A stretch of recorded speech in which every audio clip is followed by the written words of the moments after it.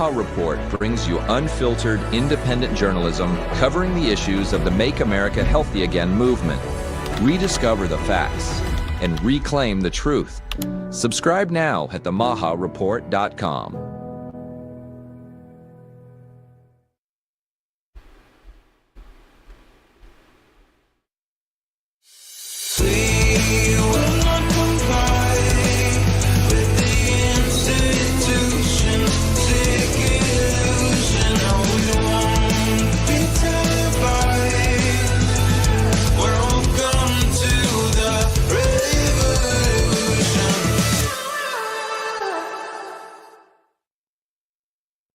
Welcome to the MAHA Media Hub, and welcome to the MAHA Revolution.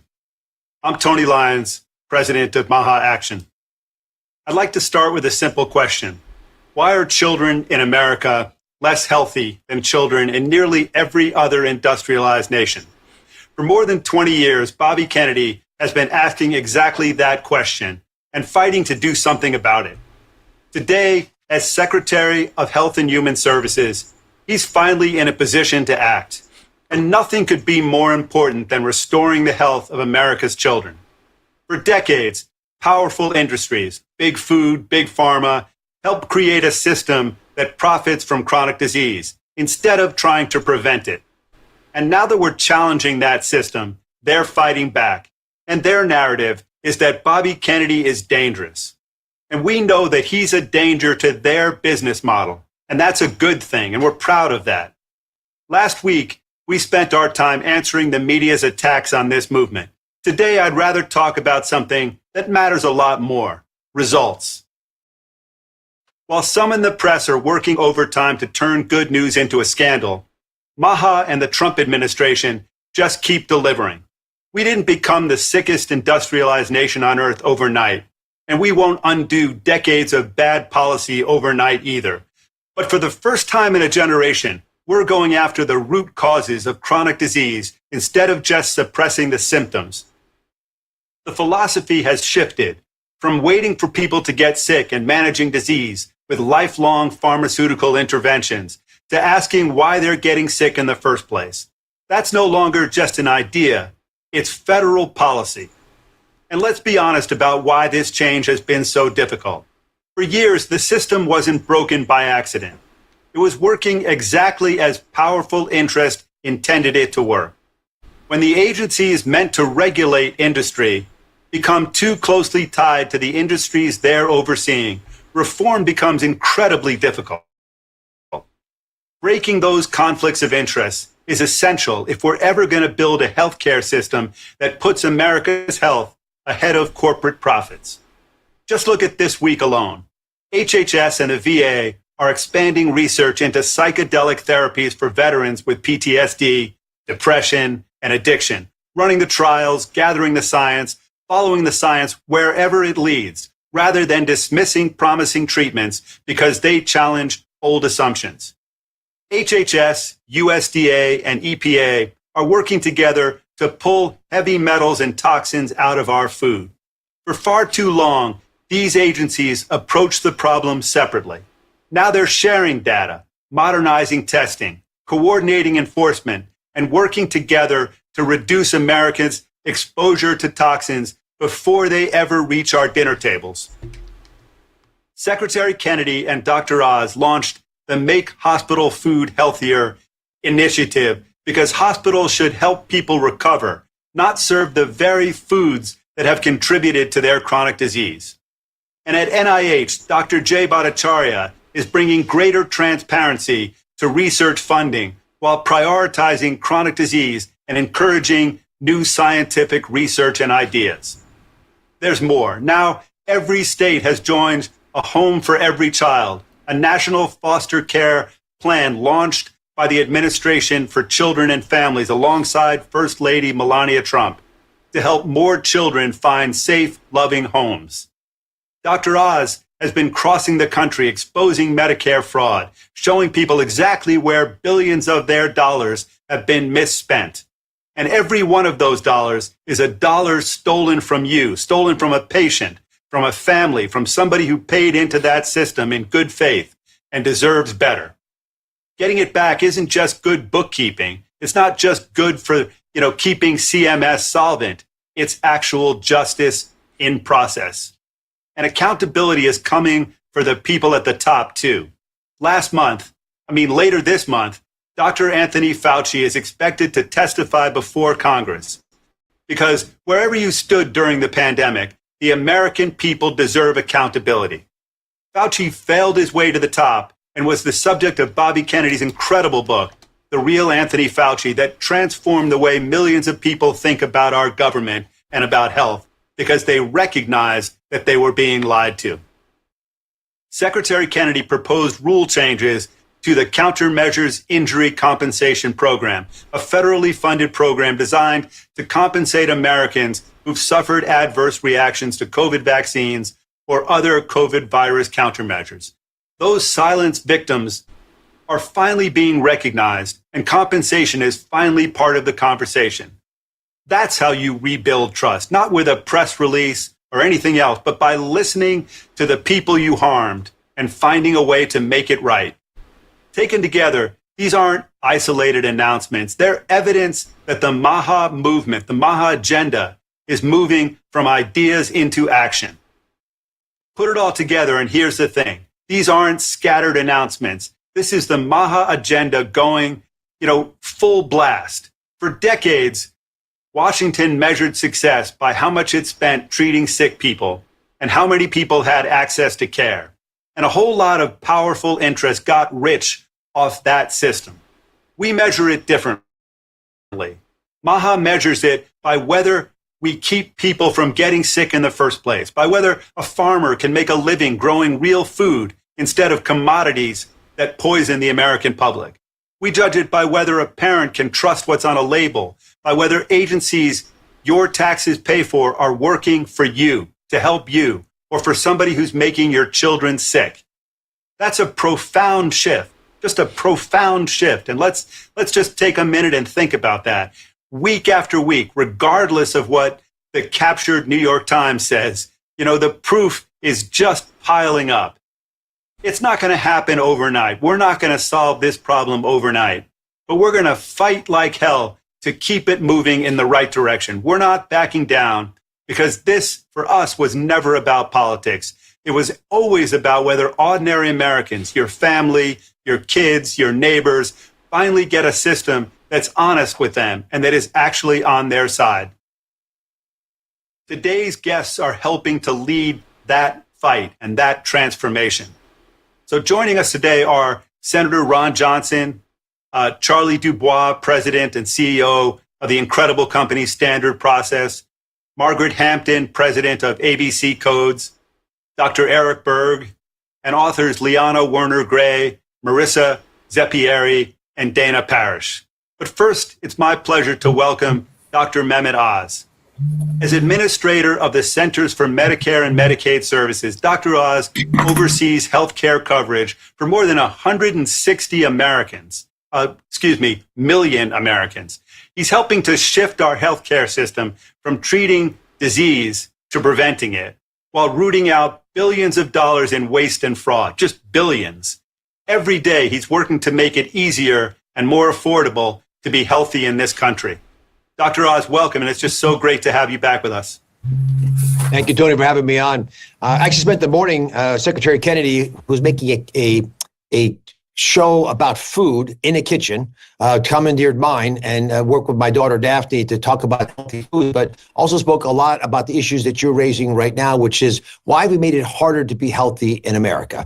And I'm going to take the lead that you gave me around fraud, waste, and abuse, and as an example of the kinds of problems that we're talking about. So conceptually, medically tailored meals for people who have medical conditions makes a lot of sense, right? If you got heart failure or an autoimmune problem, for me to be able to help you with the foods that might make you healthy makes theoretical sense. Turns out that in reality, it seems to work as well, which is not surprising because your mom could have told you to do some of these things. We just make it easier for you to accomplish them. But when we have so much fraud in the system, that softer efforts like this, where we have an unlicensed person in an unsupervised setting, in an unmonitored environment, trying to make these programs work, and people are taking advantage of it, what states will often do is stop offering the program.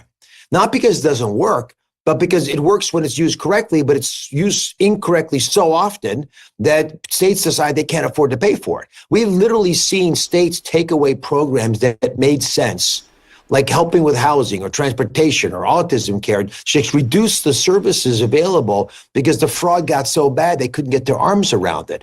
Nick Shirley and I just finished airing a series of shows that we taped last month in Queens. Flushing, Queens happens to be the head of the Chinese mafia, the organized criminal endeavors, which are out there trying to take advantage of the healthcare system. And they fund these things called social adult daycare centers, which again are designed classically MAHA sounding ideas. Get seniors together, let them play mahjong or chess or tai chi or cook for each other.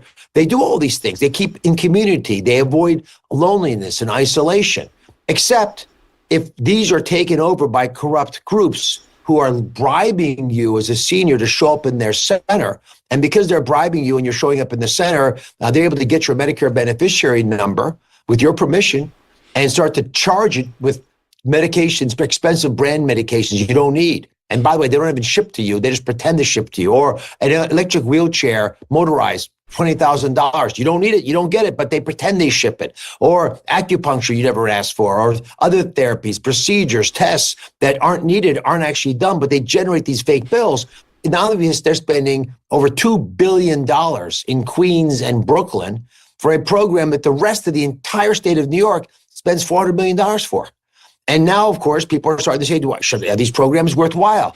And this is the kind of problem that causes institutions to start saying something that sounds so thoughtful and brilliant, but probably could be provided without federal funding. Maybe shouldn't be funded with the federal dollars because it's not taken advantage of. I'll give you one more concrete example. If you haven't done it already, look at yesterday's Wall Street Journal.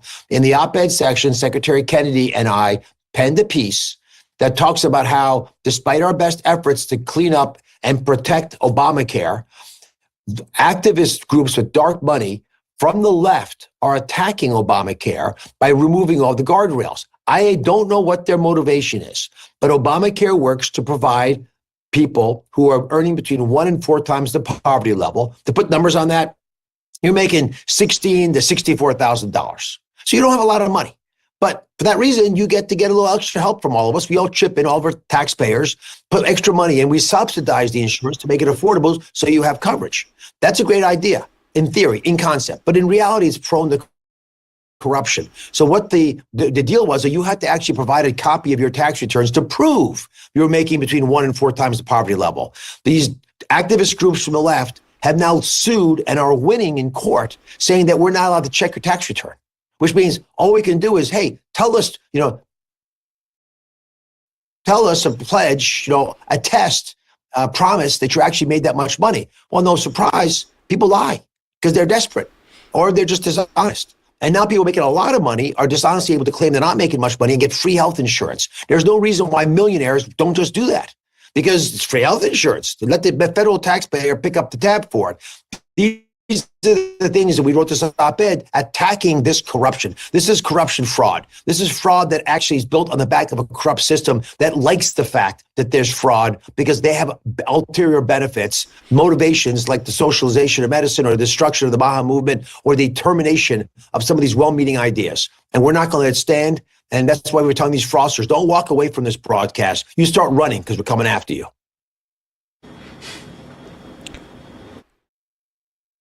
Going after the fraud. So I was not aware of that there was an activist group saying you can't check the tax returns of people who are getting subsidies on their health insurance. Were you, Liam? I was not, no.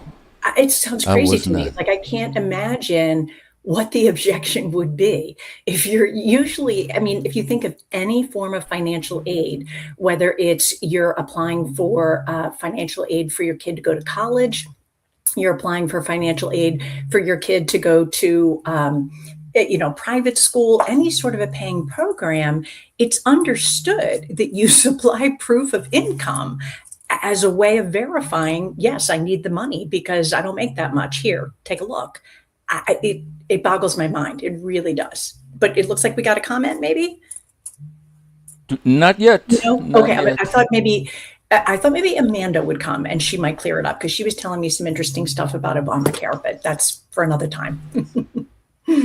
Yeah, Obamacare still there. I have no idea what's going on with that whole thing. I think I Trump was saying that know. they were going to pay directly to the It people moved. and let the people pay instead of all the insurance companies making the money or something like that. So all I know is that it moved instead of a federal system, it moved to state by state. So I know that. I believe it still goes by tiers, so that depending on what your income is the amount of subsidy to which you would be eligible. Makes complete sense to me.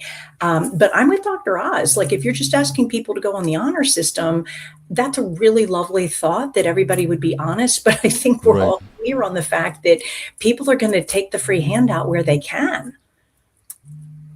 Yeah, like it says, you're a millionaire. It's there. You Right. just say, Why sign me up. wouldn't you? Yeah. Why on earth wouldn't you? If the money's there and they're not checking, guess what, Liam? I make $1 a year. Do you think I'm entitled to a little bit of a handout on my health insurance? Exactly. Right. So they're All right, they're Dr. hitting the Berg. fraud thing hard. All right, Dr. Berg in the house. Information on the source of where people get their information, their health information. They usually go online, they Google, they use AI, they use Perplexity, Claude, Chat, and to try to find health information. And I noticed something very, very odd and strange. Every time you do that, you get the exact same information, word for word, the same numbers, the same old information. And they call that scientific consensus. And we like to think that that's the average of the best research that rises to the top, but that's not quite what it is. If you go online, consensus is really, if you look at it, it's simply the answer that has been repeated the most times. That's all it is. So if you have some data that is not necessarily backed by evidence and it's put out there everywhere, that becomes the reality. That becomes truth. That becomes the source of information that you get. So it's not necessarily about truth. It's about frequency. And like right now, if you go out there and search, I'm going to give you 3 examples, and I'm going to show you where they really came from, because I think this will give people some reality. The first one is you probably heard that you need to drink 8 glasses of water a day. Everyone knows that.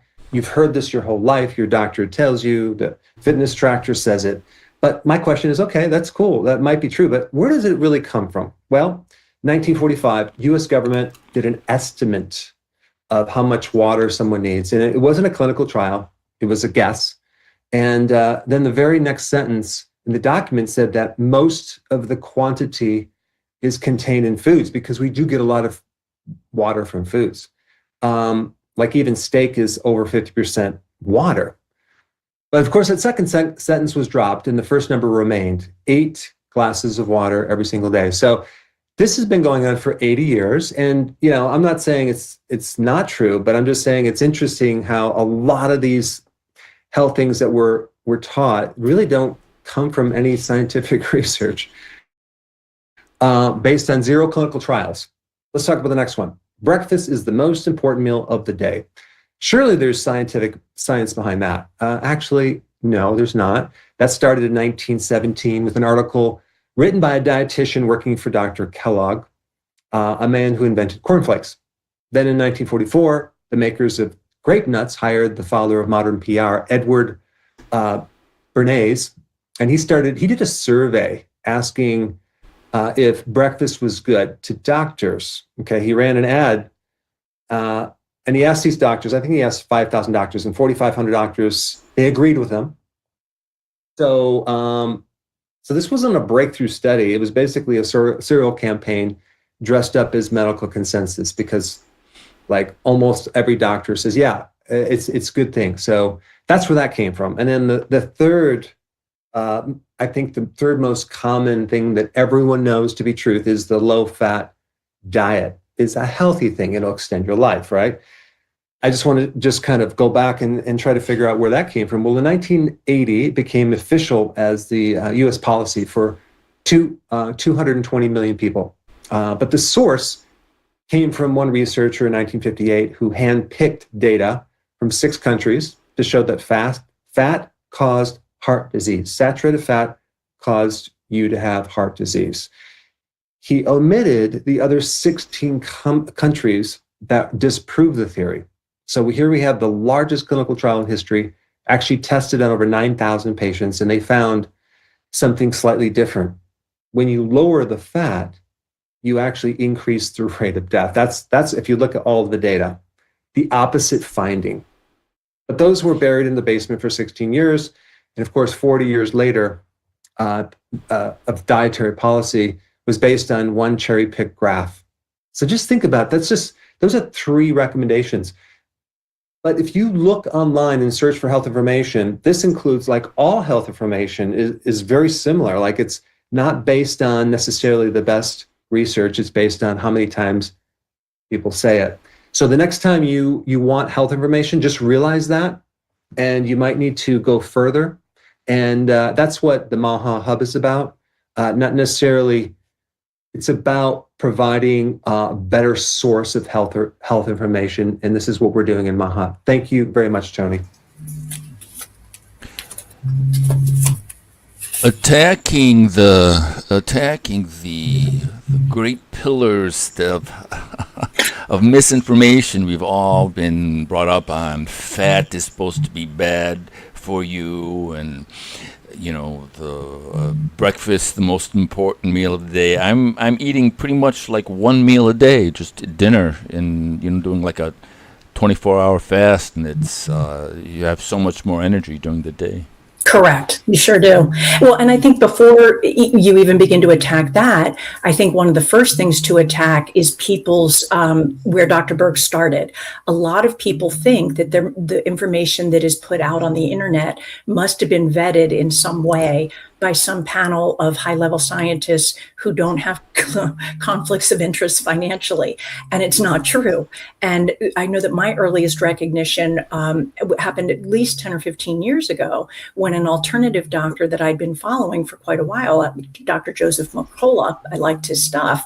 After a while, he no longer came up in the search engine results unless I specifically added Mercola.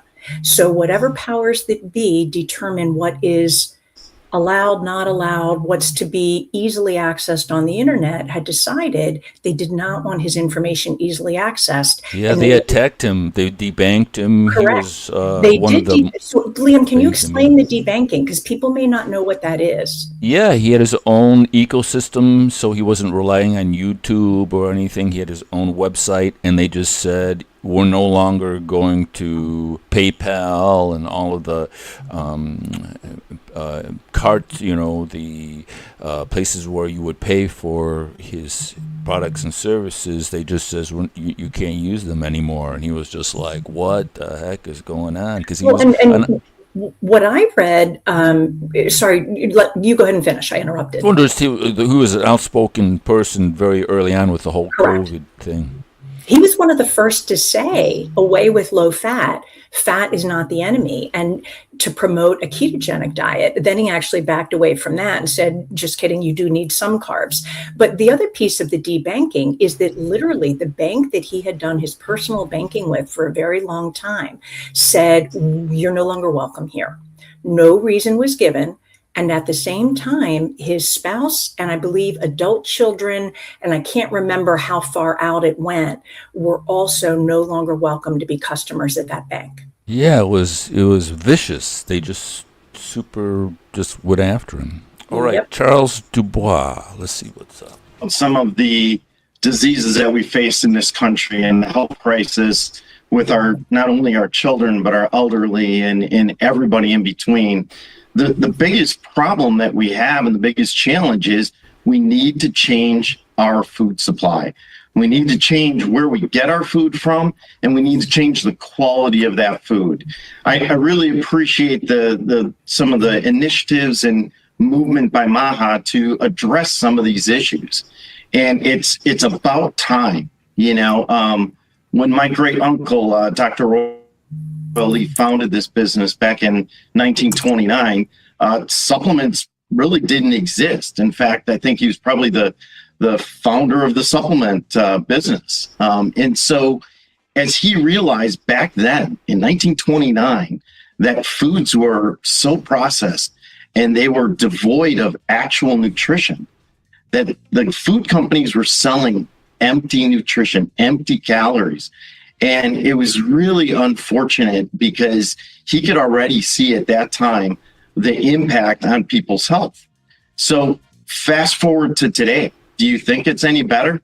I sure don't. I think we've even gotten worse.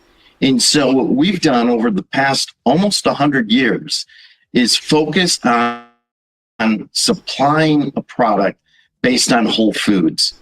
We're probably the only real supplement company in this country that focuses on whole foods. So 80% of those raw materials come from our certified organic farm here in Wisconsin, just a mile down the road from our manufacturing. And so we take it from a vertically integrated approach, growing the whole foods, extracting the nutrients out of those foods for the base of our supplements. And that's where that health is able to change. We're able to provide people with that good start, that basis of nutrition that they truly need. So it's not to take away from eating healthy and eating good organic foods, but we don't know where all those foods are always grown.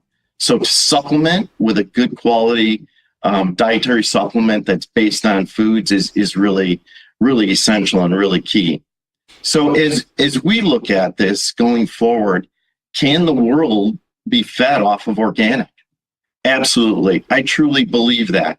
We started out with a little family farm of 20 acres, and now we've got nearly 1,000 acres of certified organic farmland, and it's really key. I'm excited about the initiatives that have been in recent years about regenerative agriculture and stuff, and that's awesome. Bringing more awareness to what we need to do to prepare our food supply in a proper way.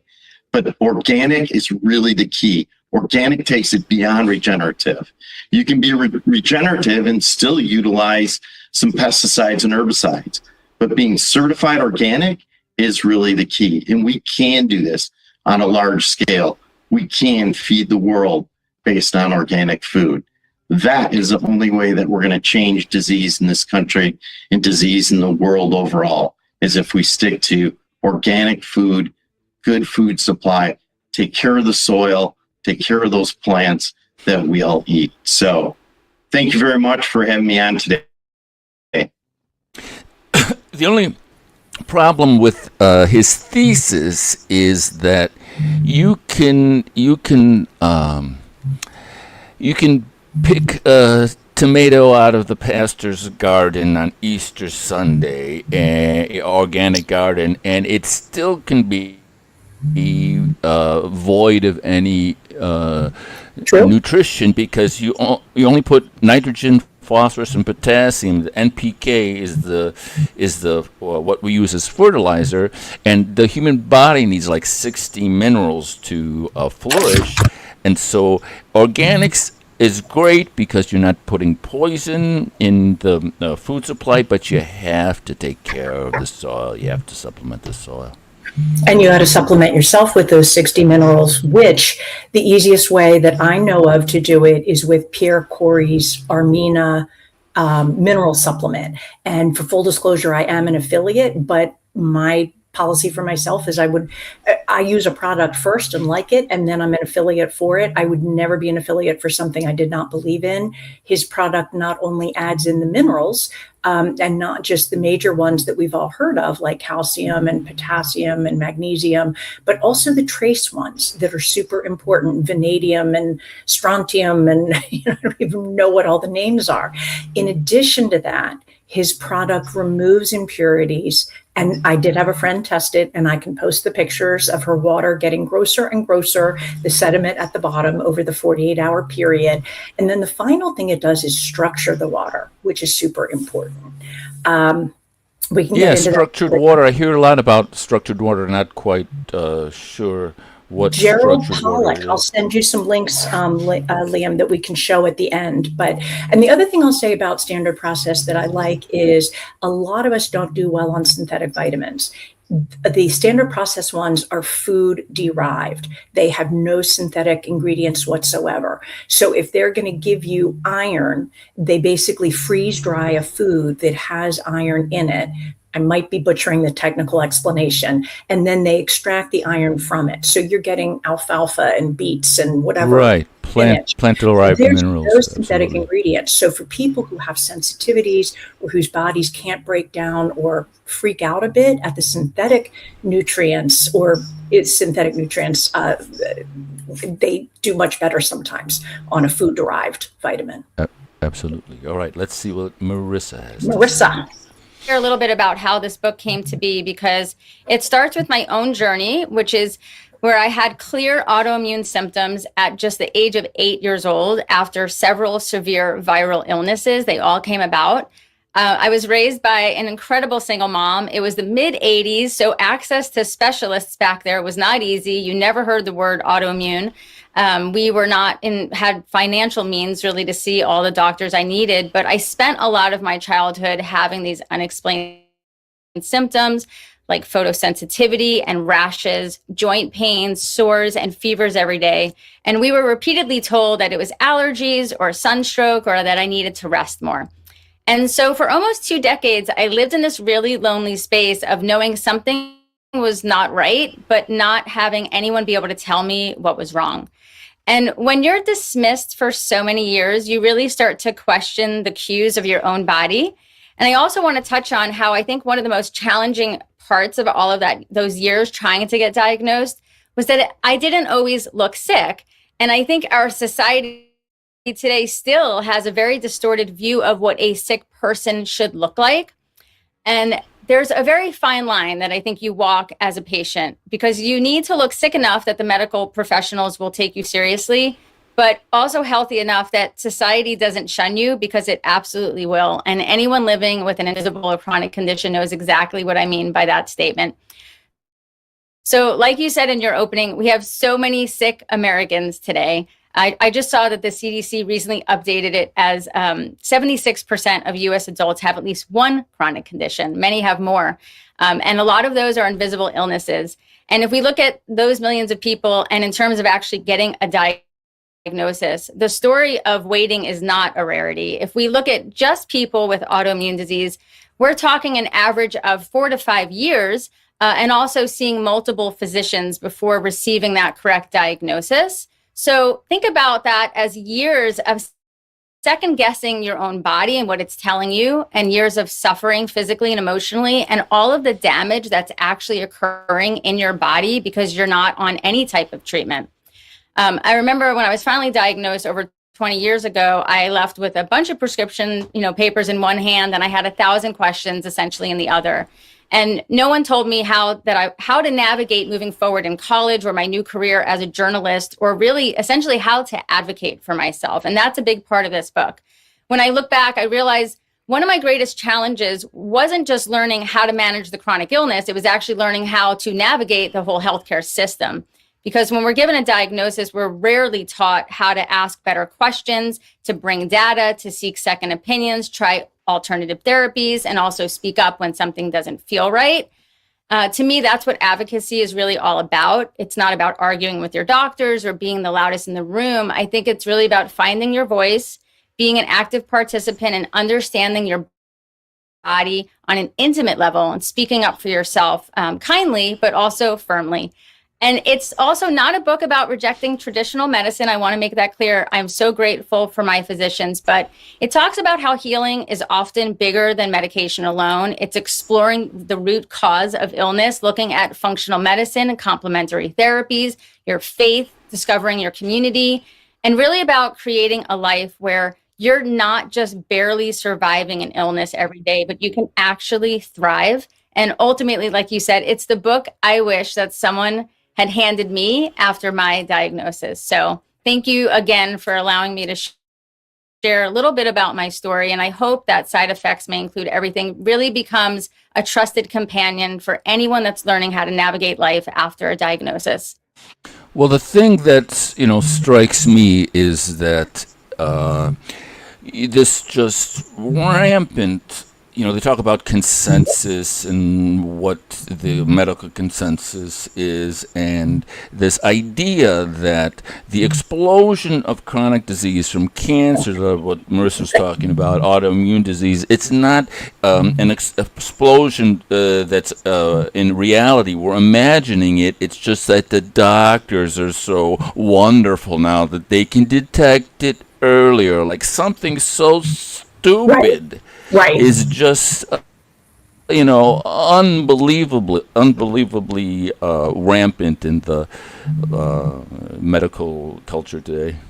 Yeah, 100%. I agree with so much of what Marissa said. And her experience was actually very similar to mine, only she got started earlier than I did. I didn't get started until I was 16 and really didn't start going to doctors until about 20. But she's right. The average person with any type of a chronic illness, whether it is an autoimmune diagnosis, chronic fatigue, fibromyalgia, they go to doctor after doctor after doctor who are told, well, sweetheart, everything looks just great. Go on your merry way.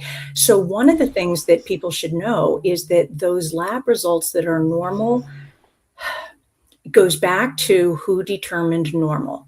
And what people often don't realize is that normal was determined by pulling a whole lot of people off the street, drawing their blood, averaging the numbers, and calling the middle of the range normal. Which means if you have an epidemic of sick people, an epidemic of thyroid conditions, which we have in our country, we have no idea if normal is anywhere near optimal or where it should be. I think you only know that if you look at cultures that are truly healthy. And I'm thinking indigenous cultures where they live outside and they eat nothing but the food that they dig it up in the forest or they catch the animal. So there's a whole lot that goes into diagnosis and complicated stuff. Absolutely. All right, this looks like Mr. Ron Johnson in the house. Mr. Ron Johnson. Up to? He was refusing to cover. One was my April 29th report where we proved that Peter Marks was told that their algorithm was going to hide safety signals. They were shown the safety signals and they lied to the American public. And we published that report on April 29th. Not one news story about it. I've had interviews, Fox News, Fox Business had me on shows, but not one news article other than maybe from Epic Times. They covered up the excellent hearing that Rand Paul had with Jim Erdman, the CIA whistleblower, whose efforts under DNI Gabbard were sabotaged by the CIA. Then, of course, they really didn't cover what DNI Gabbard uncovered on her last day of all of Fauci's knowledge of gain of function research, how she salted in his supporters on the origin, the natural origin theory versus the man-made theory. So anyway, an update on that. Interestingly enough, I was on Chris Cuomo's show on News Nation last night, and he was kind of bushwhacking me, talking about the Trump's, his son's business dealings and that type of thing, and asked me why I wasn't investigating those. And to his credit, I said, well, partly because I'm limited in staff. I have to focus on my priorities, and my priorities continue to be these 11 million pages that Bobby Kennedy forced HHS to turn over to us, and what we're finding out about that.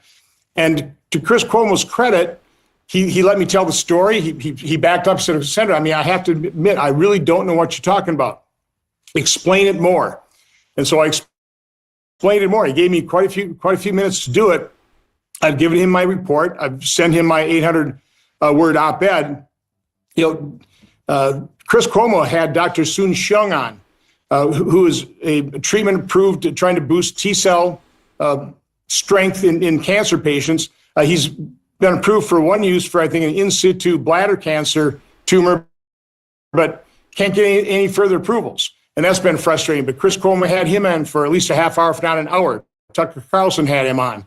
So the reason I'm telling that story is as frustratingly slow as it is. Now, I issued my report on April 29th. Again, still no news stories about it, but I've been given other opportunities to convey that to people. You had people like Chris Cuomo who was interested, who listened, who I think will read my report, will have me back on. And so slowly but surely, the word is spreading. And it's, again, a lot because of your efforts, Tony, and a lot of the people you have on this show. We are gaining ground. We are up against powerful forces. There is absolutely no doubt about it. But we are gaining ground. And all I can tell you is I'm going to pursue this tirelessly. Right now, I am assembling stories, and they are heart-wrenching on the hospital protocols, how unbelievably cruel hospitals were to particularly people that were listed as unvaccinated.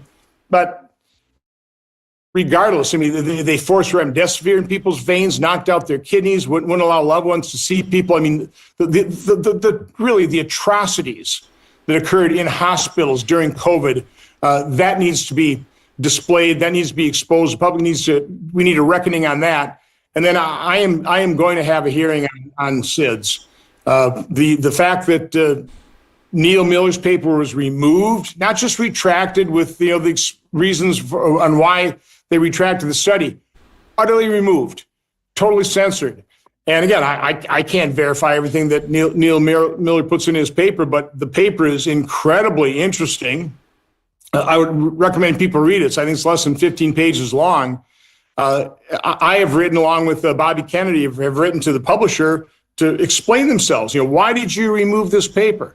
It'll be really interesting to see, what kind of response we have on that. But again, there are a growing number of people like you, like the people you have on the show, that are going to continue to pursue this. God bless Elon Musk for opening up X for freedom of speech, so I could self-publish my op-ed on what we found on our April 29th report. And we're just going to continue to doggedly pursue the truth and expose it for the American public. And I appreciate the fact that we have outlets where people are starting to hear and they're starting to understand, and we are going to see some change. That's right. Fauci lied and people died. And I like the use of the term atrocity. And what happened during he's going to Congress. He has to testify in front of Congress. I believe it's July 27th. And I believe we have Ron Johnson to thank for that. And I, for one, could not be happier that hopefully the man will finally have to answer some direct questions about all the things that we now know that have come out about, what was so, I don't even have the words to describe how atrocious and premeditated and truly evil a lot of it was. Yeah, and he was there at the whole HIV debacle. There's Dr. Mary's doctors hitting it hard. Tom Cowan is a doctor who was talking about how there are just endless studies saying that HIV has absolutely nothing to do with AIDS, and it's not even transmittable by like that whole thing was just a fantasy world that they created out of nothing. And so Fauci was behind that ridiculousness, and now he's behind the whole COVID pandemic ridiculous nightmare. I mean, some of the things where he's been caught on saying things like, you tell a mom that her kid can't go to college and she can't go to work. Believe me, they'll roll up their sleeves. I mean, it's, and the amount of times that he lied, the amount of times he said, I never did gain of function research, but if I did, it was under very safe containment strategies. And then you find out that going all the way back to 2014, 300 scientists got together and wrote a letter to then President Obama saying, we are worried about Fauci. He is messing with very dangerous gain of function research, and we are fearful that he's going to unleash an epidemic or pandemic. Obama at that time shut down the worst offenders of the gain of function research facilities that Fauci was involved in, but he did not shut them all down. Well, I remember, right. Yeah. Obama actually shut them down, and then Fauci Yep. got the money somewhere else. Yep. All right. What does Dana Parrish have to tell us? What does Dana have to say? I'm just going to talk a little bit about that, and then I'm going to pass the torch. So toxic mold and water damage buildings is one of the most serious and ignored public health issues that we face today. Leaks, poor construction, aging infrastructure creates the perfect environment for mold to grow, often hidden inside walls, ceilings, floors, ventilation systems, and it is often hidden. The thing with toxic mold is it doesn't like light. So you're not going to necessarily see it growing on your walls. It likes to grow in the dark with a little bit of moisture, and it's pretty quick. 24 to 48 hours, it can start growing. So you want to stop leaks really as fast as you possibly can to avoid that. Once established, certain species release toxic microscopic byproducts called mycotoxins that can make us much sicker than just a little allergy, can affect our respiratory system, immune, neurologic symptoms, and it's really not rare. It's just rarely recognized. That's the problem. As reported in major investigations, including this incredible article, I'm going to post it for everybody. It is I'm going to post a GIF link from the 2001 New York Times piece, Haunted by Mold. I think it was a cover story at that time. Mold in water damaged buildings has been linked to severe illness. And that article detailed how families were forced out of their homes due to contamination. Their entire houses had to be destroyed. I mean, it's the craziest article I ever read. Even they got like Laura Bush and George Bush. I didn't know this until I read this article. The governor's mansion was riddled with toxic mold. They had to have remediation. And I think it's a little known fact that Laura Bush was affected. I just learned that myself. I thought it was very, very surprising and interesting. The insurance company responded to the growing crisis as you would expect. They didn't want to pay these enormous settlements. And following these high-profile lawsuits in the 90s and early 2000s, many insurers began excluding mold coverage from homeowners' policies altogether, leaving countless families without recourse when their homes became uninhabitable. Now, you do need a mold rider. That is something that I've learned from interviewing building biologists. Very important thing to know for when you buy a home and you get insurance, get a mold rider. So if this ever happens to you, you're covered. In the tick-borne disease community, we know it's widely recognized that mold can dramatically complicate recovery from Lyme, other tick-borne diseases. Patients already struggling also with long COVID can be affected. And I do notice that this prolonged inflammation and delayed healing affects so many people across different chronic illnesses. Not only from research, I've lived it myself. After writing the book, thank you so much for the mention, Tony. I co-authored this book with Dr. Stephen Phillips called Chronic. And we talked about infections, and we talked slightly about the environmental toxins that cause chronic illness. Not enough. I think when Tony and I do our book collaboration, we're going to focus a lot more on that. But I found myself facing really serious symptoms related to hidden water damage and mold. And I had dermatologic symptoms and neurologic stuff and shortness of breath. And, luckily, these things get better a lot when you leave the environment that you were in. And that is one crucial piece of information. Like one clue when you get sick from an indoor building problem is that you feel much better a lot when you leave. So testing is frequently inadequate. Doctors don't recognize it. It's a huge problem. I just want to tell you guys, children are very vulnerable. Asthma, high rates of asthma, higher rates, what I've noticed is PANS, pediatric neuropsychiatric syndromes, other common signs, eczema, neurologic symptoms, tremors, headaches, seizures, Parkinson's, even cancer has been linked to toxic mold. So the numbers all back this up. I could go on and on about this topic forever, but I just want to do a little call to action to our federal officials to please recognize this. And just like you're doing with Lyme, please start educating clinicians about this very serious environmental issue. We have lots of data. We need to ask physicians, once again, please review it. Your patients are not crazy. They are actually very real and significant problems. And Tony, thank you so much for having me today on MAHA Action. Yeah, I remember when I was a rough framer building houses, stick building houses. We used to in the beginning we would wrap the houses, the plywood with tar paper, and then somewhere in the late 80s, early 90s, this product called Tyvek came out. Tyvek. So we would wrap the house in this plastic sort of fiberglass sort of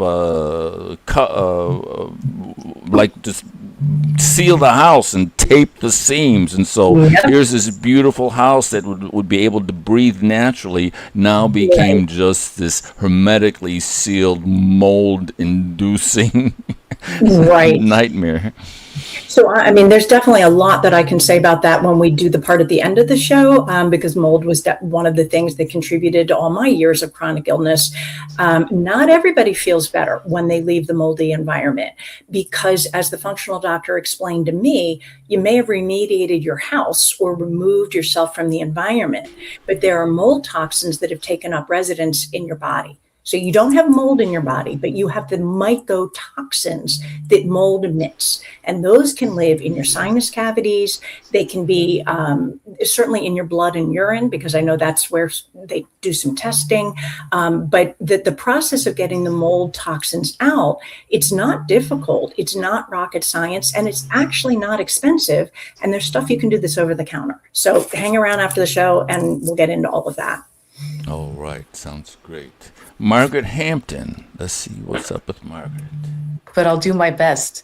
In fact, just yesterday, Secretary Kennedy and President Trump, there was an article on the Wall Street Journal where they were asking the question, why isn't more preventative and functional medicine covered by insurance?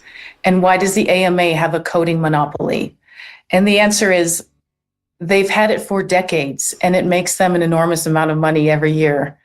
And there hasn't been another seat at the table for a long time when it comes to how do we get preventative and functional medicine, chiropractic care, et cetera, covered. So thanks to the brave questions of Secretary Kennedy and President Trump, this is our opportunity. We by no means want to dismantle the CPT codes that currently exist in order to make care possible for patients. In fact, my dad was just at the hospital last week, so I'm really grateful that conventional care is what it is, and CPT codes were able to cover what he did. But in the meantime, we have a serious problem, and I'm not saying anything new to you listeners of the MAHA Action Committee, but we have chronic disease that needs to be treated at root cause and or prevented. So what does that mean? Right now, it means that a lot of times people are going out and having to pay out of pocket for these interventions, and sometimes to the tune of hundreds of thousands of dollars, especially what we've learned for the children with autism and chronic diseases like Lyme disease. And I personally treat a lot of long COVID, and it all adds up, and it's very expensive. So ABC codes, we have over 5,000 codes to cover all integrative and preventative care. So we've already been tested. We were granted an exception by the Health and Human Service Secretary, Tommy Thomas, a long time ago, 20 years ago. And our coding test was very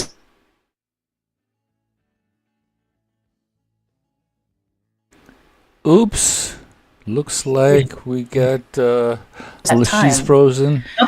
So the use of the codes not only expands access to care, getting people the medicine that they're already.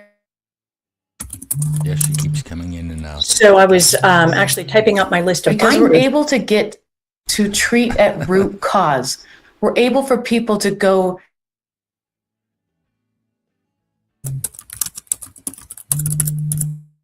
Yeah, well, you know. Or stool detox, ferric oxygen, all of these things that we know work that up until now have been. It's live, people. It's live. This is the Ian, president. as you know, This I'm is happy the to babble. Secretary of Health. You happy to babble? I'm happy to babble. Yeah, well, they're having trouble. The thing that I can't stand is these the semantic ridiculousness, like a long COVID and then HIV infected and a full-blown AIDS. Just shut up, you know? Do you have the freaking thing or not? With all of these, because, nothing fits their narrative, so they have to change the description. Exactly. Which is So why, irritating. as silly as it sounds, sometimes I kind of say to people, what are you chasing the diagnosis for? Because if it's in the family of things like autoimmune, chronic fatigue, fibromyalgia. In my opinion, those are just garbage umbrella terms that mean you feel like crap, we don't know why, sorry, good luck. The traditional establishment has nothing to offer you other than medications that at best will suppress the symptoms. However, they do, of course, have their own side effects, and they're another thing that is burdening your liver and your kidneys. So if you just work on lowering your toxic burden overall, there's a doctor named Amy, I'm forgetting it, but she's written a bunch of books. She herself was very sick with multiple chemical sensitivity syndrome. And she said, I don't care whether my patients, what their label is, whether it's they went to Iraq and they came back sick, whether they were exposed to Agent Orange, whether they were in a moldy building. The truth of the matter is, if you help people lower their toxic burden and get the toxins out of their body, their symptoms, whether those are migraines, joint pain, fatigue, whatever it is, they tend to improve. I have found that to be true. So we can talk more about it, but and I heard this one doctor say that Lyme disease, like you were talking like a bucket of Yep. symptoms that he says that Lyme disease is pays well, and its symptoms are so broad that if the doctor just wants to make sure he's going to get paid for his diagnosis, he just says, yeah, you got Lyme disease, and that's this code, and the insurance code is just so pathetic. There's different labs. I know one time I was seeing a doctor and she did not want me to go through a certain lab called IGeneX in California. The Lyme people love that lab. And I said, why not? And she said, something's going on there. I've never sent them anybody that has not come back positive. So she sent me to some other lab that she believed in, but who knows? If you are going to get tested for Lyme, get tested early in the week, because if it sits over the weekend, you can get a false negative. So don't go in and get your test. So you don't want to get your test done on a Thursday or Friday. Go for Monday, and then your sample will be read when it's fresher. Wow. First time I've heard that, but yeah, I didn't realize that the whole system is built on you have to try to put the disease into one of the symptoms of whatever you have into one of these categories that has a number on it and that has an insurance value. Oh, absolutely. I know a good bit, well, not a good bit, but I know more about that than a lot of people because of having been a therapist who accepted insurance for many, many years.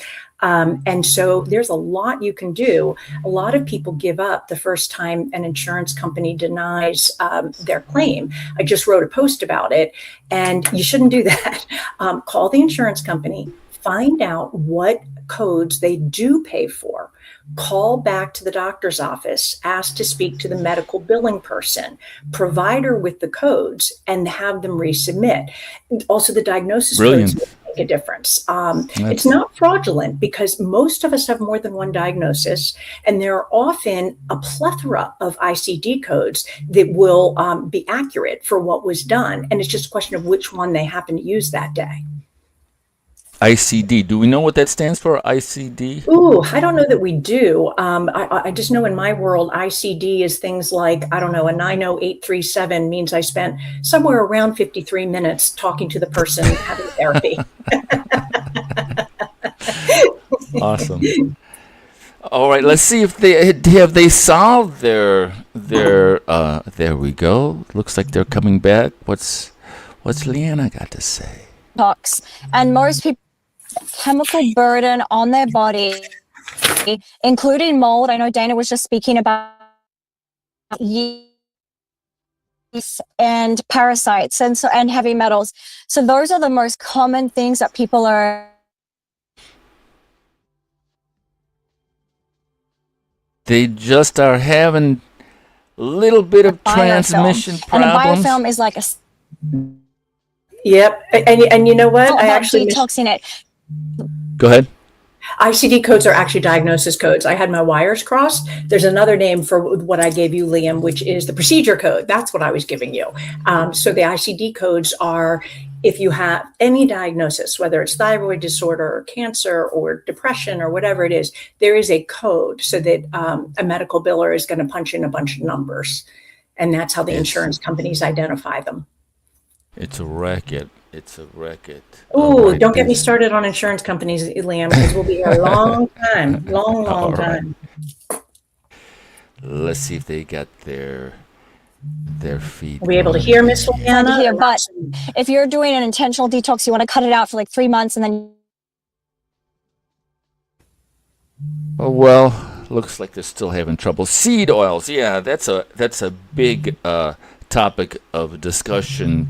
I follow a doctor who says even if it's not the seed oil, that it's the oxidation. That Right, even the if you have a processing of it. bottle, if you have a bottle of olive oil and there's air between the oil and the top, that it oxidizes the oil, and the body metabolizes that as acrylamides and heterocyclic amines, which are absolutely 100% cancer-causing agents. So this whole fantasy world of using oil on everything is just you're spreading cancer all over your salad dressings and whatever you put your. Well, and again, Liam, you're, my age bracket. So we grew up that margarine was the thing that you were supposed to eat, and Crisco. butter was the thing that was good. Well, yeah, you're a Crisco dude. We only used Crisco for pie crust in my family, but real butter only came out at our house on holidays because it was bad for you, but it was tastier. And then, of course, fast forward 30 years, and the story gets reversed. So. Do your own research, people. Do not always believe what the internet says, because it goes back to what Dr. Berg said. It's the most common answer, not necessarily the true one, not necessarily the one that isn't funded by a group that has a vested interest in a particular answer coming up when you search up something. Yeah, and like they even with stupid global climate warming, whatever they're calling it now, they say 97% of the doctor or the scientists say that global warming exists. Well, 100% of the priests in the religion believe that God exists. I mean, if you're getting paid, if your whole thing is climate change, if that's what you're paid to promote, of course, that's what you're going to say. So the host will be right back, people. Ooh. This is not our Liam, if you want, there are things in the chat that you could show, or if you don't want to do that until after, then we can go back to any number of things, but I would probably pick mold because I have a lot to say on that. Okay, let me see what I can pull up here without breaking the system anymore. Yes, I don't want you to mess with your CPUs. I know you and your CPUs have a delicate dance. CPU. Okay. All right, so while Liam is CPUing, write these down. MMP9, VEG, VEG, capital here, F. I think I got it. I think I got it for you here. Okay, terrific. What I just gave you are some additional measures to have your blood checked. There we go. There we go. Surviving mold. Right. So this Dr. Shoemaker is the first one who identified a diagnosis called CIRS, which stands for chronic inflammatory response syndrome. It means nothing other than your whole body is highly inflamed. The source could be variable. It could be from mold. It could be from red tide. It could be from other things, and I don't remember what they are. But he developed a protocol, and it's very specific. It's a step-by-step thing that you go through with your doctor. If you cannot find a doctor who does it, or you cannot afford the functional doctor, the whole point of my 30 years down the rabbit hole.substack.com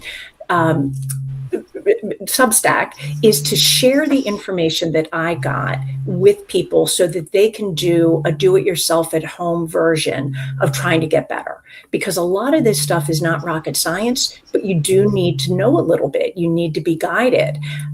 So there are tests that a normal doctor, a traditional, conventional, usually insurance accepting doctor does not run. And included in those are the MMP9, the VEGF, VEG, capital F, and the TGF beta 1. So the letters T as in Tom, G as in George, F as in Frank, B as in boy, 1. And those are measures of inflammation that I'll use me as an example. The measures of inflammation that are typically done, like the SED rate, were never high on me. Those were, if anything, kind of rock bottom. When the first functional doctor that I saw ran the tests that I just told you the names of, he said at least 4 or 5 times in different sessions, different appointments that we had, I've never seen numbers that high. And I said, yeah, I've been trying to tell you everything hurts. But to the point of the young woman who spoke earlier, and I'm blanking on her name, Marissa, you look fine. And your numbers on lots of your blood work, like your iron level or your, whatever else they check, are fine. So nobody believes you, quite frankly, that you feel as sick as you feel. And you're often offered, maybe you should get some therapy, maybe an antidepressant would help. It was such a relief 30 years into it when I finally got to a functional medicine doctor, and he pulled up the stuff and he goes, oh, wow, I see what's going on here. Because you go to a rheumatologist, which is where you would go in the conventional medicine world if you do have an autoimmune diagnosis. Right. And rheumatoid arthritis, all that whole world. And they don't have anything to help you get better. What they do have is, here's the medications that we have available that might reduce your joint pain or your fatigue. I never wanted those. I kind of had a knee-jerk reaction against them. Part of it is what happened to my mom, and I later found out Liam's mom and lots of others is dead at a young age from the direct physiological effects of a medication that she took for 27 years. So I was always of the opinion that I'm going to stay away from pharmaceuticals if I can, because even if they help one thing, how do I know what other downstream effects they might be having? So anyway, are we, Liam, are we back with looks like they might be closing out. Let's see what they have to say. That went fast today. So then we've got the historic MAHA Summit on September 29th. That's going to be, an epic day. It's a long day, but anyone who really is involved in the MAHA movement is going to be there. And, Secretary Kennedy is going to be there with us. But there are going to be just a lot of people from all the different branches of government talking about how they're contributing to the MAHA movement and trying to make this country healthier. So, really critical day. And, beyond that, I just want to say that we're grateful for all the help that all of you give in the ways that you can give, whether you're posting things on Instagram or on X, or sending to your mailing list, or just taking part in all the different things we have. This takes a lot of people and a lot of work to get done, to fight back. And we're doing it, and we're grateful. And we'll see you next week from 4 to 5 p.m. on Wednesday. Thank you so much. Have a great night. America's children are sick, and moms have been betrayed. The time for empty promises, long past. Now is a time for action. MAHA is the most powerful force of collective action in generations. The grassroots power of moms and activists has created an army of health warriors with more reach than all mainstream media combined. Together, we can end the chronic disease epidemic. MAHA's influence is reaching millions. It's reaching Congress. And that energy, these chain reactions, are working. How about Operation Stork Speed? Dozens of food companies removing toxic ingredients. I plan to lead by example. MAHA is now. We're talking about how to change the culture. The American people want America healthy again. It is a renaissance moment in health in America. For health, freedom, and the truth. Join us at MAHA Action. All right, let's give them a round of applause. So let's see if we can pull up some of your info here. Let's see. All right, sounds good. And Liam, while you're pulling up, people might notice the very fine Once Upon a Duck t-shirt that's behind me. Once Upon a Duck is another of my Substacks, and it's an early intervention suicide prevention initiative for children. So it is the ducks, and by that I mean my little rubber duck friends travel the world and entertain children, but they also give children some real serious, important messages about how to get healthy and how to do the things now, the things that MAHA promotes that will prevent the depression, anxiety, and all the other mental health difficulties that we're seeing in kids today that are leading to a sky-high suicide rate, which really concerns me. So Once Upon a Duck itself is free. There's also a duck Instagram, which is Once Upon Those Ducklings on Instagram. But anyway, t-shirts are now available. I have a baby onesie, which is, let's see if I can shift my camera. Got a baby onesie up there you might be able to see. T-shirts of various sizes. So hoping that the word will get out so that we can get kids having fun and sort of playing around. And while they're thinking that that's all that's happening, they're being encouraged to go outdoors, play, talk to humans, get enough sleep, eat some decent food, develop a hobby or an interest other than scrolling, all those good things. And you were on Fox News not too long ago, and you brought your ducks with you. I did. I brought my ducks. My ducks made a little friend who was 11 years old. She was a Her mom was a yoga mom who also does a summer cooking and yoga camp for kids. So she's basically like a MAHA, sort of the consummate MAHA mom, where she's doing a summer camp where the kids come in, they do a little yoga, they learn to cook something, but they're not cooking, brownies with chocolate chips. They're cooking actual food that has actual nutrients that might help them grow healthier physically and mentally. Yeah, I didn't have that sort of intuition that these little ducks would bring so much joy, and the host was also wanting to be, look at this cute little duck. Right, because I always have my little itty bitty guys. My let's see if I can position this right.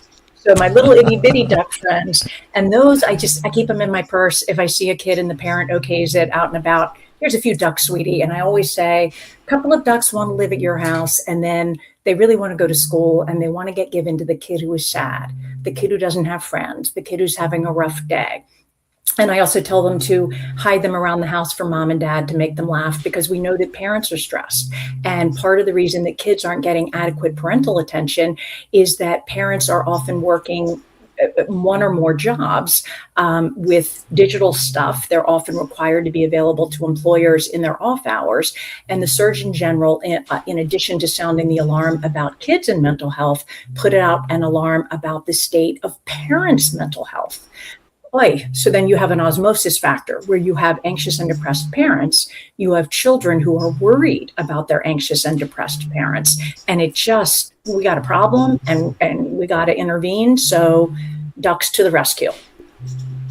Absolutely. Because the saying goes, if mama's not happy, nobody's happy. So true, Liam. Because if mama's on the couch not feeling good, whether it is depression, whether it is mold toxin illness, whatever it is, but the boat's going to go down if mama's not happy. That's right. Okay, all right. So here's some of the items you were talking about, I believe. Yes, so one of the presenters mentioned PANS and PANDAS, which is pediatric. Oh dear, I'm going to be called upon to know what it is. Pediatric autoimmune neurological. I don't remember what that final D is, and I believe the S is syndrome. And it's when a child, it presents as a psychiatric issue. And so it's sometimes treated with a psychotropic drug. But the etiology is not just garden variety anxiety or depression. It's that the child was ill. Often it was strep. And that then triggers an autoimmune. It's part of the name. Pediatric autoimmune neuropsychiatric disorders associated with streptococcal there you have it. infections. And it's really important that people know about it, because this is one of the things where you do want the diagnosis, and it's critical. Because if you just slap an antidepressant on it, you haven't done a thing to address the root cause. And you may do further damage if that medicine is not well suited to the child's metabolism and genetics and ability to break it down. But treating the actual illness, the strep infection, will then alleviate what appears to be psychiatric symptoms. One of many things where you have what is truly a medical, physiological, primarily below the neck process that gets interpreted and observed by doctors as an up here process.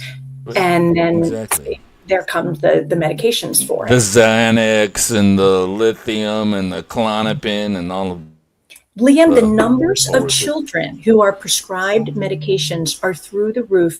It was actually, I just did a post where I pulled up some numbers. There were 800 prescriptions in a year for children between the ages of birth and 12 months of age. So let's process that. You're 10 months old, but you're already on a psychiatric medicine. Like, I don't even know how that's possible. And then as you go up in age category from then, I can actually pull the numbers up and read them if I can find it relatively quickly. It is a staggering number. We have, I believe it's millions of children at this point in time who are on psychiatric medicines. Numbers of... Yeah, it's absurd. And, you know, well, what kind and of just parent? sheer numbers, you have to, in 2020, approximately 6.16 million children and adolescents in the United States were prescribed psychiatric drugs. Represents about 1 in 12 children under the age 18, 1.2% of preschoolers. 1.2% of preschoolers are already on a psychotropic drug, 8.5% of school-age children, and 12.9% of adolescents. So, I mean, those are some staggering numbers. So between the birth and 5-year-old age group, 418,425 children, majority being anti-anxiety drugs. And we can talk about all the reasons, but we don't have time today. But, you know, there's a ton of things that are raising childhood anxiety. I don't think that slapping medication on top of things rather than addressing the root causes is you're medicating a growing brain. It's just the most absurd thing, you know, possibly. So this is what Liam is showing. Empire of Pain. Empire of Pain, written by an independent journalist by the name of Patrick Radden Keefe. And it is a meticulously well-researched book. It is about the Sackler family, which brought us the opioid epidemic. What made me pull it up today was that one of the presenters was talking about the ways that the medical industry can distort things and make it look like a doctor is behind a product, but you don't know that doctor's actually being paid. And the one who first really thought of that methodology was Arthur Sackler, who, quite frankly, I think was a genius. He was the first person to say, I think we can get doctors to prescribe more of the medicine that we're making if we take them out to lunch and we give them little golf balls that have the name of the medication on them. And then he would do things like invite doctors to a medical conference. And at that conference, the doctors would hear other doctors speak about how well their patients were doing on medication A, B, or C that the Sackler family had produced. But what the doctors in the audience did not know is that the doctors who were presenting were being paid. He ran an article in... Yeah, and so if you want to know how did we get to where we are, where the pharma world has such a hold on things, and there's so many workarounds, this is where it all started. Getting the FDA. A New York Times notable book of the year, a grand, devastating portrait of 3 generations of the Sackler family, famed for the philanthropy, whose fortune was built by Valium, and whose reputation was destroyed by OxyContin, from the prize-winning best-selling author of Say Nothing. And he got All right, threats very interesting. as the book was getting ready to go to press. He got threats to his own personal safety and his family's safety. So we need to be aware of that too, that the pharma industry is very powerful. And there's been a number of doctors who have been just about to testify about harms, whether it is, I believe one was about the COVID vax, one was about, I think it was infant vaxes. And then all of a sudden, right before the testimony, they are found dead of an apparent suicide, only they had not displayed any signs of suicidality, depression, or anything else. And that's happened far more frequently than you would want to believe. Yeah. It's a drug dealing operations, and it seems like for whatever reason, the dealing of drugs seems to bring out the worst in people. All right, Pan and the Quincy. So PANS and PANDAS, we talked about, if you think your child may have that diagnosis, they have lists of doctors that I believe they call them PANDAS literate, meaning a doctor who is familiar with the diagnosis, deals with it, knows the tests to run and how to treat it. All right. Reduce your mold exposure. Mold doggies. The mold doggies apparently can sniff out mold. I did not use mold doggies because I did not know about them until a couple weeks ago when they were mentioned during a MAHA meeting. But it's another avenue. You can, of course, use a traditional mold testing company. If you do your research, because not all companies are created equal. You do not want somebody testing a pocket of air from the center of the room. Mold is likely to grow in the walls, between the walls. It doesn't have to be visible. So you want to bring in a really good mold inspector and ask them about their process, what they, how many hours it takes, where they look, what technology they use. There are moisture meters where they can be reading the moisture content. There's a lot that goes into it. And there's different levels of certification for mold inspectors as well. Mold dog information. Mold dogs generate quicker and more accurate results, which leads to lower remediation costs for homeowners and insurers. For schools, hotels, commercial, and government buildings, cost savings can be quite substantial. And that's super interesting. Of course, it makes sense. Dogs have got such a great capacity for their sniffing. They can sniff out cancer. Yeah. And there was actually, Liam, I found this wild. There was an article about a woman who was able to sniff Parkinson's. And she, apparently with Parkinson's, you emit a particular body odor, and she must have had a really good sniffer that was sensitive. And they gave her, she first found it on her husband, and then they tested her, and she was able to literally sniff out Parkinson's with really high accuracy.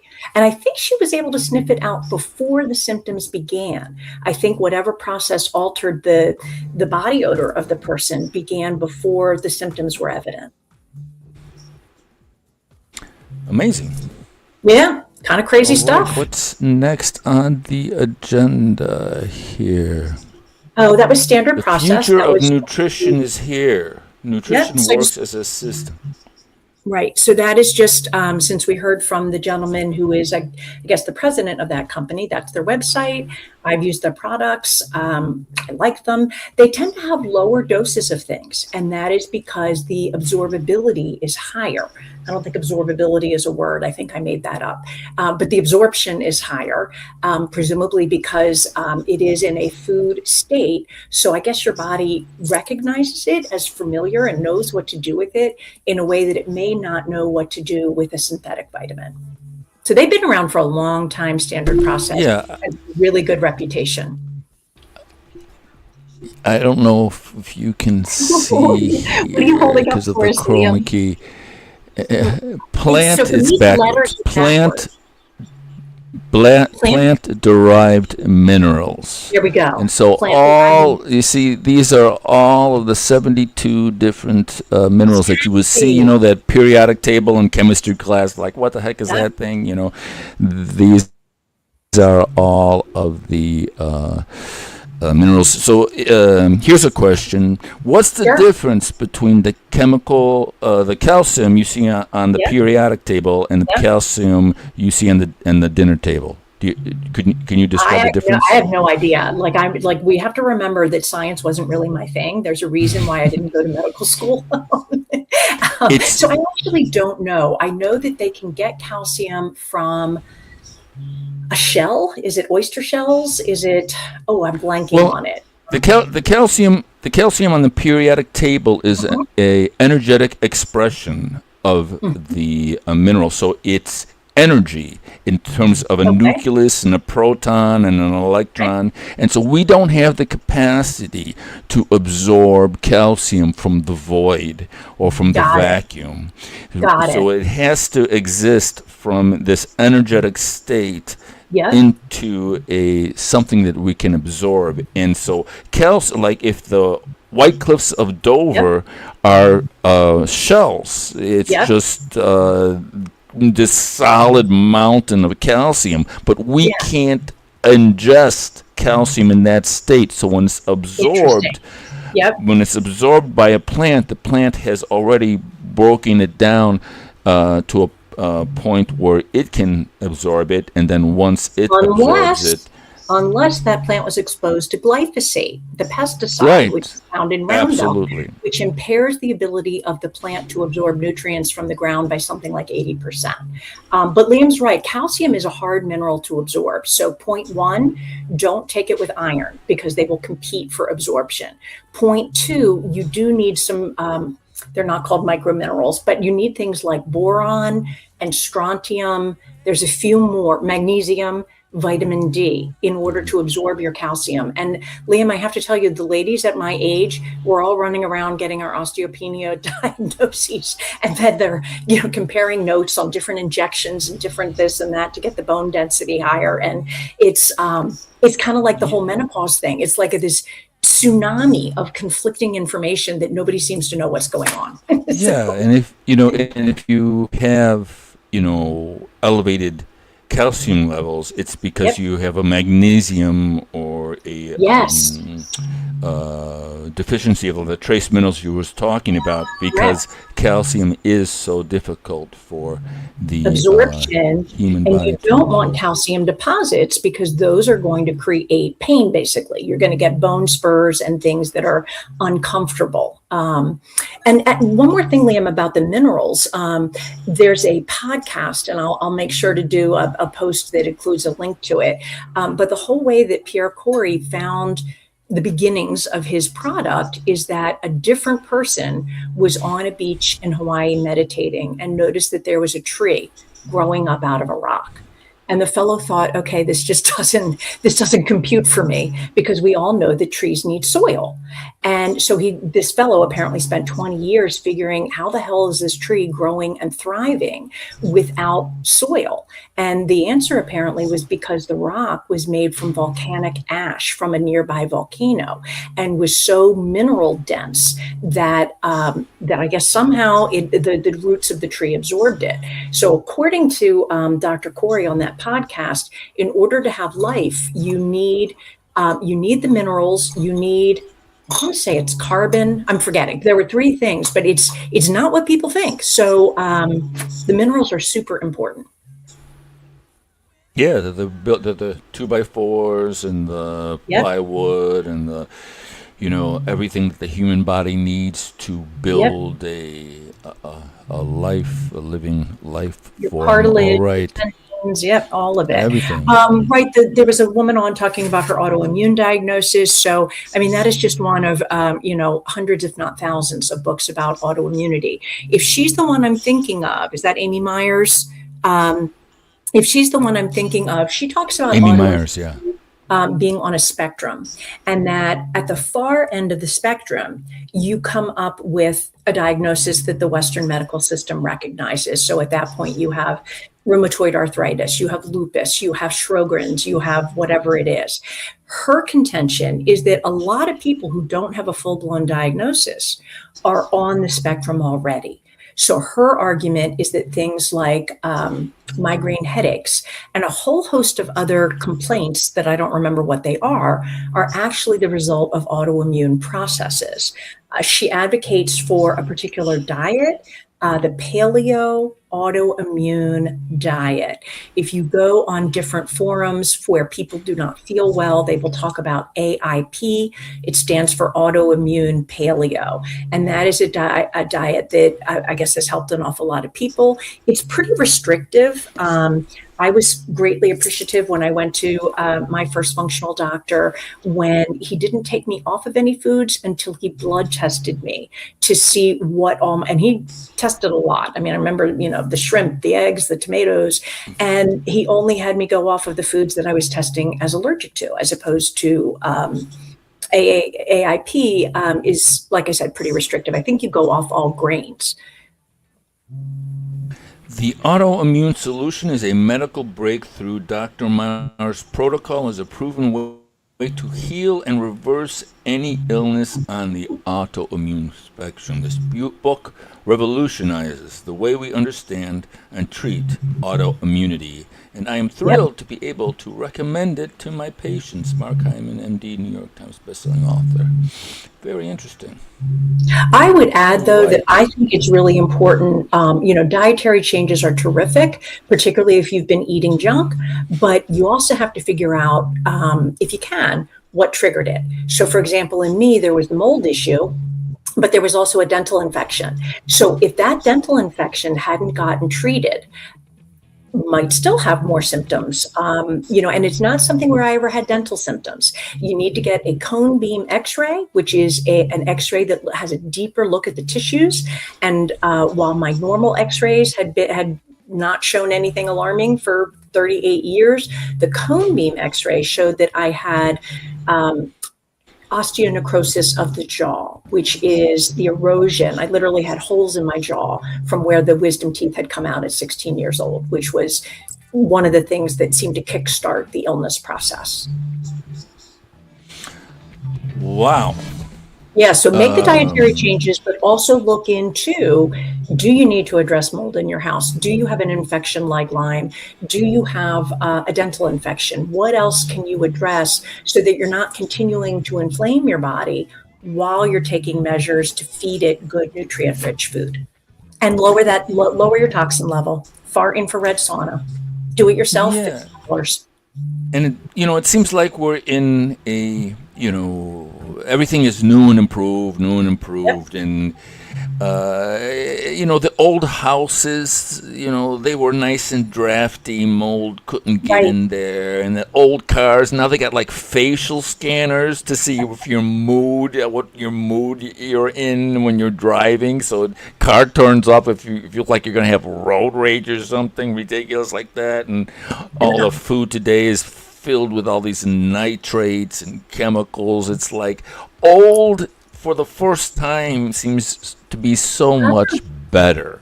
I want a car that was made with 1990 or earlier technology, because for one thing, I seem to spend a whole lot more on repairs with the car having so much electronic stuff and computerized stuff. But also, the computerized stuff means that some remote individual entity, whatever it is, can have power over my car when I don't want it to. And that has happened in other countries where cars have blown up. So it seems to present a level of risk to me that's pretty scary. Yeah, man. I don't dig that at all. They say it's for your safety, or whatever. Well, also, you can't override the car. So if you are in, for example, a school zone and the car knows that somehow and slows it down, if for some reason you need to speed up so that, maybe a car is coming behind you really quick and I don't know what the case would be, you cannot override the car. And that's problematic in my view. I know humans all the time, but I think I'd rather put my eggs sometimes in the human basket than in the technology basket for safety stuff. Yeah, you're in some school zone in a bad neighborhood. Someone's trying to carjack you and you can't step on the gas. Get out of here, man. Exactly. Or you're not in a school zone, but the So- car believes you are. Try arguing with the car. Right. Yeah, there's a glitch, just like we experienced glitch here live. There's no saying Right. that the connection to the satellite is always going to be perfect. That's right. All right. Well, I think we've come. Oh my Lord! It's been an hour and a half. How time flies when Alrighty. you're having fun. Well, Liam, congratulations on getting out of LinkedIn jail. Yeah, I just got sprung from LinkedIn jail. Yep. Yeah, I was. I think it was MAHA, Steve Bannon. Like, watch, I'm going to say Steve Bannon, and then the feed will cut. And then somebody irritated me on LinkedIn, and they were talking about something, and I just. Whenever I've got a doctor who says, he quotes the articles and says, his whole thing is 15 million people a year are killed, injured, and infected by MD-directed medicine. And he reads from the USA Today and all CDC and all these things. And so that statistic is just so in your face. It's like, would you go on an airplane if 15 million people dropped out of the sky every year? And my whole point is, I follow another doctor whose tagline is "Fire your MD." He's just like, if you get shot in the chest or hit by a car, acute trauma, MD-directed medicine is absolutely fantastic, but for chronic disease, this guy is just like, you're bringing the wrong horse to the race. And so whenever you attack this monolithic drug dealing empire with these like sources of truth, sometimes you have to go to jail for your freedom of expression. Put you in jail. Dr. Burton, who was a doctor I saw years and years ago, such a character. His book was How to Outlive Your Doctor. I can't remember. I think the rest might have been with supplements or something. And they got him, Liam. He's still with us, but they forced him to retire. They got him on some, I don't know, just dredged up nonsense claim because they didn't like what he was doing, which is calling out the medical establishment and getting people well, doing it with real things that worked. Yeah, I follow Dr. Joel Wallach, who has a radio show, one of the longest running health radio shows, called Dead Doctors Don't Lie. And he calls it Dead Doctors Don't Lie because he says that the average age of medical doctor is like 56 years old. So he's like, what are you doing, Yeah, and so he has to get a book called Dead Doctors Don't Lie and a Doctors Don't Lie. There you go. Yep. All right, everybody. Well, all right. Thanks so much for watching. Yes, indeed. Thank you. We'll see you next week. We will see you next week. All right. Oh, Liam, we forgot our crowns. Hang on. Oh, my Lord. You can't be forgetting your crown, especially to celebrate the occasion of Liam being busted out of jail, like the Shawshank Redemption. They try to abdicate the king, man. It's not. Oh, and by the way, speaking of Shawshank, you and I did speak with Bob Schwartz of Schwartz-Mageddon, and as soon he's going to be checking with Dr. Mark, and we'll be able to schedule round 4 with Bob. Round 4 coming round up. 4. All right, everyone. All Take right. care. Bye. See you next week. Bye-bye.